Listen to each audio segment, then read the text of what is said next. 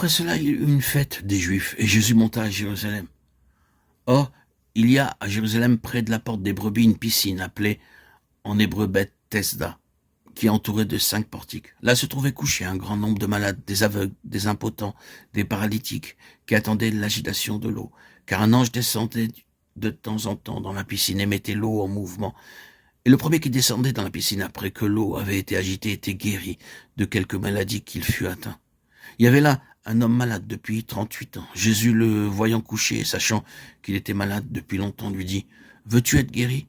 Le malade lui répondit « Seigneur, je n'ai personne pour me plonger dans la piscine quand l'eau est agitée, et pendant que j'y vais, un autre y descend avant moi. » Jésus lui dit « Lève-toi, prends ton lit et marche. » Et aussitôt cet homme fut guéri, il prit son lit et se mit à marcher. Or c'était un jour de sabbat, Jean 5, 1, 9.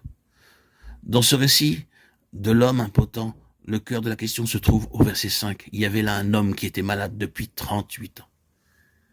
Quel est donc l'arrière-plan juif ? Il y a peu de doute que nous trouvons ici le voyage d'Israël dans le désert, ces 38 années de la vie errante du peuple. Combien ce peuple était paralysé.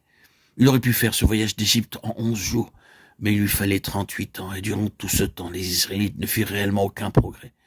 Ils étaient dans l'esclavage de leur propre vie personnelle, ils étaient impotents, des paralytiques, impuissants, parce que leur vie personnelle les dominait.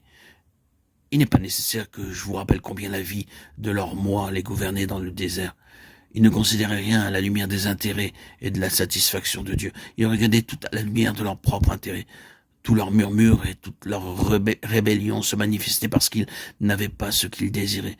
Ce n'était jamais ce que Dieu désirait qui les préoccupait. C'étaient des hommes simplement concentrés sur eux-mêmes.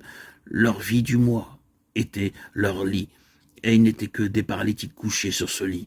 Ils n'étaient jamais capables de se lever pour avancer directement dans le dessein de Dieu. Oui, c'était là l'arrière-plan juif. Et Jésus donne une illustration de cet état en présence des Juifs eux-mêmes lorsqu'il relève cet homme sur ses pieds. Les membres du nouvel Israël sont des hommes qui ont été délivrés de tout intérêt personnel pour entrer dans les intérêts de Dieu qui ont été mis sur leurs pieds spirituels par Jésus-Christ et marchent dans la force sur le chemin du Seigneur.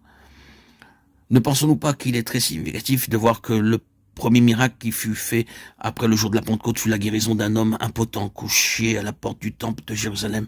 Ce ne sont pas là simplement de jolis récits réunis pour faire de notre Bible un livre intéressant.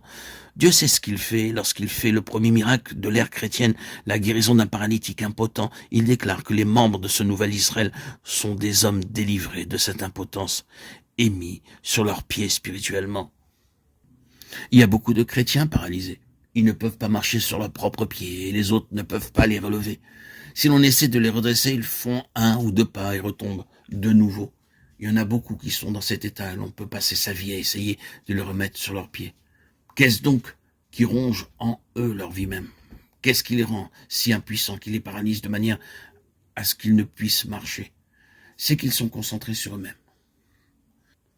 Ne nous trompons pas à cet égard, c'est le moi sous quelque forme. C'est le moi qui désire être compris et apprécié. C'est le moi sous la forme d'orgueil. Ce pauvre homme a été délivré parce qu'il connaissait sa propre impuissance. Et il crut à ce que Jésus lui dit. Il crut à Jésus-Christ, ce qui signifie qu'il ne crut pas à ce qu'il était en lui-même. Oui, c'est le secret. Se détourner de notre misérable moi et cesser d'être occupé de lui, en déclarant une fois pour toutes, j'en ai fini avec toi. Moi, misérable,